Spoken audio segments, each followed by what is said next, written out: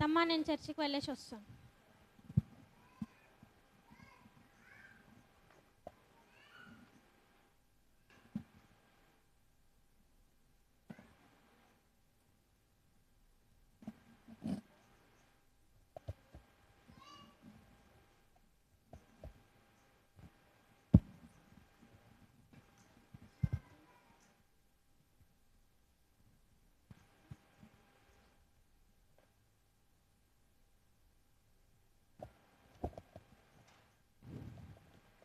నా ప్రాణ ప్రియుడా యేసు రాజా, అర్పింతును నా హృదయార్పణ. నా ప్రాణ ప్రియుడా యేసు రాజా, అర్పింతును నా హృదయార్పణ. గర్భమున పుట్టిన బిడ్డను కరుణింపక తల్లి మరచునా. గర్భమున పుట్టిన బిడ్డను కరుణింపక తల్లి మరచునా. మరచిన గాని నీవెన్నడు మరువావు విడువవు ఎడబాయవు కరుణారాజా. మరచిన గాని నీవెన్నడు మరువావు విడువవు ఎడబాయవు కరుణారాజా. దేవుని నామమునకు స్తోత్రాలు. ప్రభు నామమున మీ అందరికీ సమాధానములు. ఈరోజు మన యొక్క వాగ్దానము ఏమిటి అంటే నిర్గమకాండము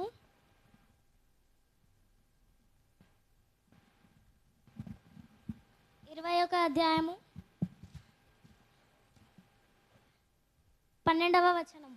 నీ దేవుడైన యెహోవా నీకును గ్రహించు దేశములలో నీవు దీర్ఘాయుష్మాంతుడగినట్లు నీ తండ్రిని నీ తల్లిని సన్మానించుము. దేవుడు మనకి వాగ్దానమును ఎందుకు సెలవిస్తున్నాడంటే నేటి కాలంలో తమ పిల్లలకు తల్లిదండ్రులను చూసుకోవడానికి కొందరికి సమయం లేకుండా పోతుంది, కొందరికి బరువు అయిపోతుంది, కొందరికి బాధ్యత అనేది కాకుండా ఓల్డెన్స్ హోమ్స్ ఉన్నాయిలే, అక్కడ డబ్బులు ఇస్తే వాళ్ళే చూసుకుంటారులే అని అనుకుంటారు. కానీ కన్నపిల్లలు ఇచ్చేవంటి ప్రేమ తల్లిదండ్రులకు మరి ఎవరునూ ఇవ్వలేడు. దేవుడు ధర్మశాస్త్రమును రెండో ఆజ్ఞగా ఎందుకు ఇచ్చాడంటే తల్లి యొక్క పాత్ర ఉంది కాబట్టి. బైబిల్లో తల్లి అనే పదమును 302 సార్లు రాయబడినది, కానీ మనం ఇంకా నేర్చుకోలేకపోతున్నాము. దేవుడు భూలోకం నుంచి వెళ్ళిపోతున్నప్పుడు తన తల్లి యొక్క బాధ్యత ఎవరికి ఇవ్వాలా అని వేయ శిష్యుని పిలిచి, ఇదిగో నా తల్లిని నీవు తీసుకో, ఆమెని చూసుకో అని సెలవిచ్చినాడు. ఆయనకే అంత బాధ్యత ఉన్నప్పుడు ఈ నేటి కాలంలో మనకెంత బాధ్యత ఉండాలి? పిల్లలు తల్లిదండ్రుల కడుపులో ఉన్నప్పుడు తంతుంటారని, వాళ్ళకి ఎంత అనారోగ్యం వచ్చినా పిల్లలను మంచిగా చూసుకోవాలని ప్రయాస పడుతూ ఉంటారు, వాళ్ళకి అన్ని రకాలుగా అందిస్తూ ఉంటారు. కానీ మనకి ఈ కాలంలో రెక్కలు వస్తున్నాయి కదా అని ఎగిరిపోతున్నాము.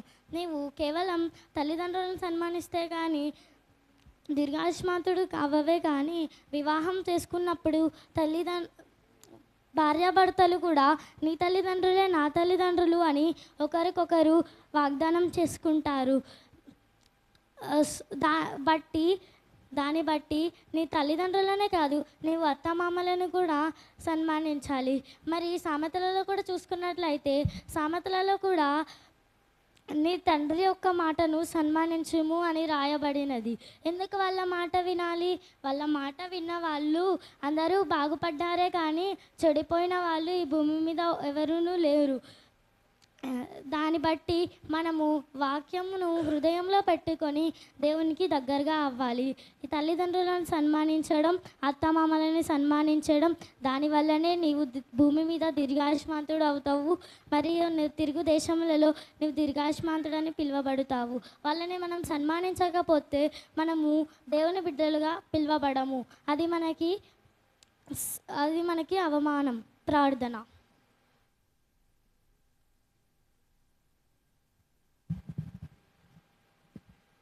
పరిశుద్ధుడైన దేవా, మరి ఇంతవరకు మాతోటి నిర్గమకాండము 21వ అధ్యాయము 12వ వచనం ద్వారా మాతోటి మాట్లాడినందుకై వందనములు. మరి నీవు తెలుగు దేశములలో నీవు దీర్ఘాయుష్మంతుడు అవునట్లు అని మాట్లాడుతున్నందుకై వందనములు. ఆమేన్.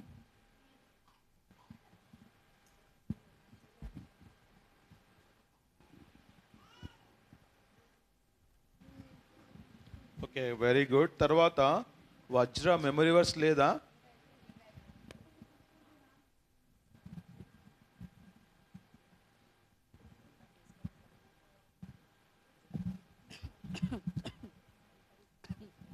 అత్తమ్మ ఏమైంది అత్తమ్మ?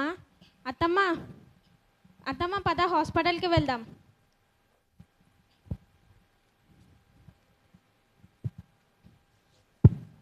డాక్టర్ గారు, మా అత్తమ్మకి టీ తాగుతుంటే బ్లడ్ వస్తుంది, కొంచెం చూడరా?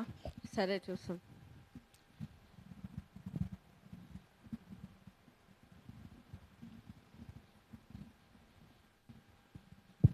నర్స్ బయట ఒక ఆమె ఉంటుంది, ఆమెను పిలవండి.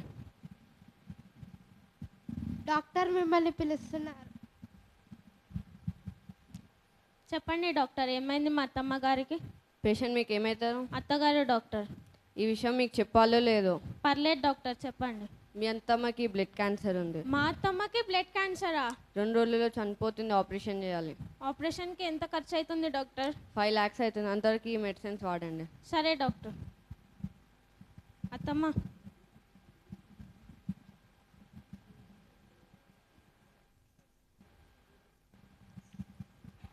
అత్తమ్మ నువ్వు రెస్ట్ తీసుకో, నేను ఇప్పుడే వస్తా.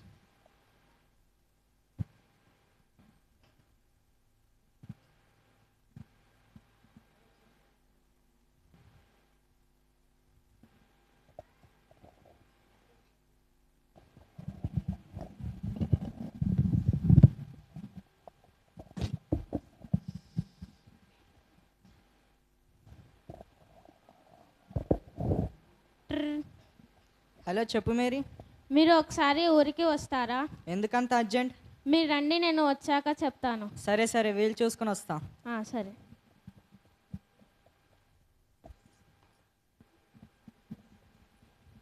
వచ్చారా? బ్యాగ్ ఇవ్వండి. మీరు వెళ్ళి కాళ్ళు కడుక్కొని రండి.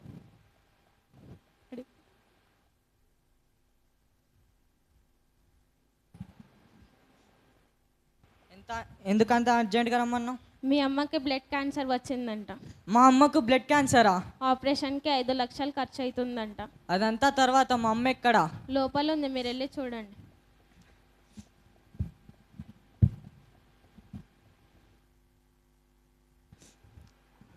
అమ్మా అమ్మా, ఏమైందమ్మా ఇలా అయిపోయావు?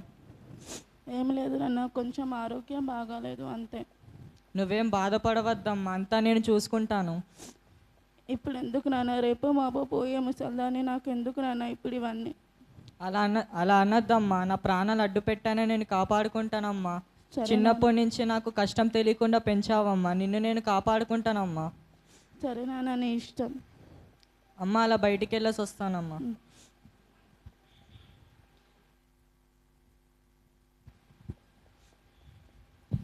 మీరే అలా బయటికి వెళ్ళేసి వస్తాను నేను. బయటికంటే ఎక్కడికండి?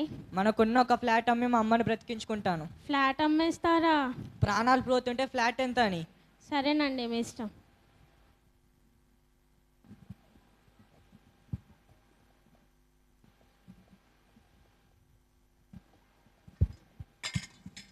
ఈ ముసళ్ళు ఎందుకుందేమో మా ప్రాణం చుట్టూ.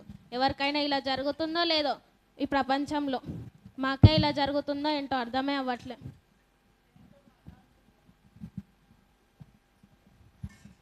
ఏంటమ్మా అలా అంటున్నావు? లేకపోతే ఏంటి, నీకు ఆపరేషన్ చేస్తే మహా 4 లేదా 5 సంవత్సరాలు బతుకుతావు.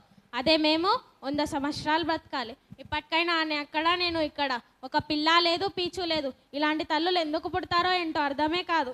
మరి నన్ను ఎక్కడికి వెళ్ళమంటావమ్మా? నీకెన్ని అనాథాశ్రమంలో చూపించాలి నేను?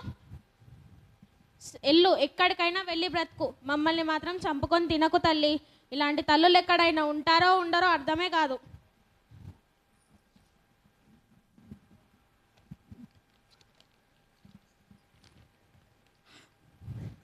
ఏసయ్యా,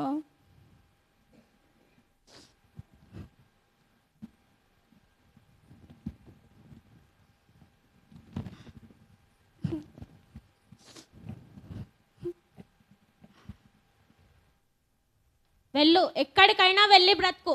మమ్మల్ని మాత్రం చంపుకొని తినకు తల్లి. ఇలాంటి తల్లులు ఎందుకు పుడతారో ఏంటో అర్థమే కాదు. అవును, నా కోడలు చెప్పింది కరెక్టే. రేపో మాపో పోయే ముసల్దాన్ని నాకెందుకు, నేను ఎక్కడికో అక్కడికి వెళ్ళిపోతాను. నా కొడుకు నా కోడలు సుఖంగా ఉండడమే నాకు ముఖ్యం.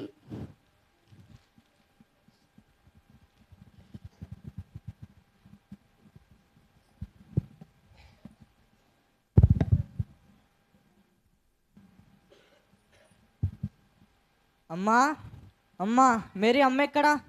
ఎప్పుడు అమ్మ అమ్మేనా? మేము గుర్తుకురామా? మేము మనుషులం కాదా? అమ్మ ఎక్కడా? మీ అమ్మ ఎక్కడ చచ్చిందో నాకేం తెలుసు? ఎప్పుడు మీ అమ్మకి కాపలు కాచుకుంటూ ఉంటానా నేను? నువ్వేదో అన్నావు, చిన్నప్పుడు మా నాన్న చచ్చిపోతే మా అమ్మ నాకు కష్టం తెలియకుండా పెంచింది. మా కోసం మా అమ్మ పని మనిషిగా మారింది. నీలాగా సుఖం ముఖ్యం అనుకుంటే మా అమ్మ వేరే వారిని పెళ్లి చేసుకొని వెళ్ళిపోయేది. నేను ఎక్కడ ఉండేవాడిని? నిన్ను పనిలో పెట్టుకుందా?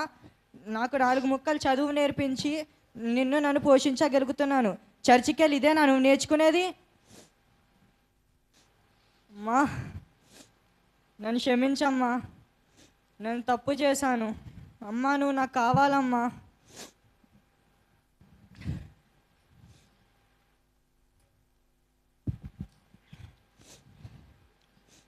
నన్ను క్షమించండి.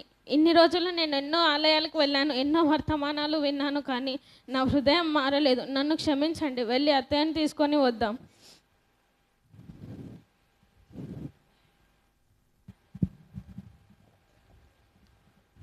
నా భర్త లేకుండా నేను ఎన్ని సంవత్సరాలైనా ఉన్నాను, కానీ నా కొడుకు లేకుండా నేను ఒక్క క్షణం కూడా ఉండలేకపోతున్నాను.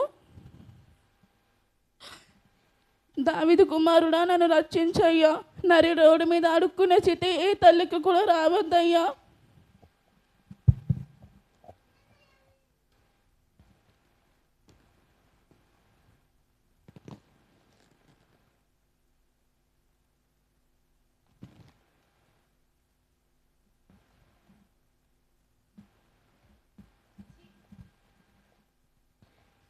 చూడవే చూడు, మా అమ్మని ఏ స్థితికి తెచ్చావే చూడు.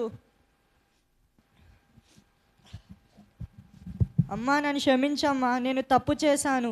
ఏ కొడుకు ఏ తల్లిని ఏ స్థితిలో చూడకూడదని నేను ఆ స్థితిలో చూశానమ్మా.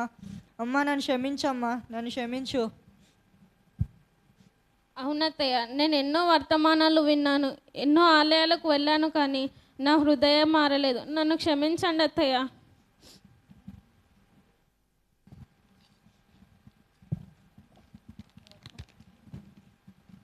చూడు తల్లి, ప్రపంచంలో ఏ తల్లిదండ్రులు కూడా తమ పిల్లలు చెడిపోవాలని ఏ తల్లిదండ్రులు కూడా అనుకోరమ్మా. వాళ్ళు బాగుపడాలనే వాళ్ళు ఆలోచిస్తారమ్మా. కాబట్టి ఇక్కడ ఉన్న ప్రతి ఒక్కరికి చెప్తున్నా ఒకటే చెప్పాలనుకుంటున్నాను. బైబిల్లోనే ఉంది కదా, నీ తల్లిదండ్రులను సన్మానించు, అప్పుడు నువ్వు భూమి మీద దీర్ఘాయుష్మంతుడు అవుతావని. నీ తండ్రిని నువ్వు సన్మానించాలి, వాళ్ళని గౌరవంగా చూసుకోవాలి. తమ తల్లిదండ్రులు తమ పిల్లలను చిన్నప్పటి నుంచి ఎంతో కష్టపడి పెంచుతారు, కానీ అదే పిల్లలు పెద్ద అయినాక తల్లిదండ్రులు చాలా భారంగా భావిస్తారు. అలాగున మనం ఉండకూడదు. మన బైబిల్లో దేవుడే చెప్తున్నాడు కదా, నీ తల్లిదండ్రులను సన్మానించు, అప్పుడు నువ్వు భూమి మీద దీర్ఘాయుష్మంతుడు అవుతావని. అలాగున మనం ఉండాలి. ఇప్పటి నుంచి అయినా అలా మన తల్లిదండ్రులనే కాదు, మన అత్తమామను కూడా మనం తల్లిదండ్రులుగా భావించాలి. వాళ్ళని కూడా మనం గౌరవించాలి. తల్లిదండ్రులు ఎలాగైనా మనం గౌరవించాలి. వాళ్ళతో కూడా మనము మంచిగా నడుచుకునేటట్టు చూడాలి. ఇప్పటి నుంచి అయినా మనం మన తల్లిదండ్రులని, మన అత్త మామలని మంచిగా చూసుకుందాం. అటువంటి కృప దేవుడు మనందరికీ దయచేయును గాక. మర్మమున ఎరిగి నన్ను ప్రేమించన్, తల్లి గర్భమునే ఎరిగి నన్ను ప్రేమించన్, తల్లిని మించిన ప్రేమ చూపిన మరువని ప్రేమ, తల్లిని మించిన ప్రేమ చూపిన మరువని ప్రేమ,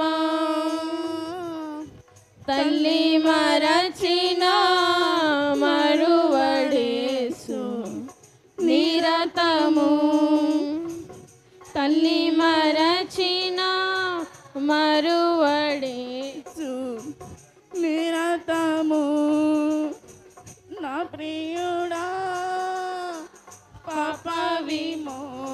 మోక్షకుడా ప్రభు యేసు నా ప్రియుడా పాప విమోక్షకుడా ప్రభు యేసు నా ప్రాణమును కాపాడి నూతన బలము సాగేను నా ప్రాణమును కాపాడి నూతన బలము సగేను తల్లి మరచిన మరువడే నిరతము తల్లి మరచిన మరువడేసు నిరతము. Praise the lord.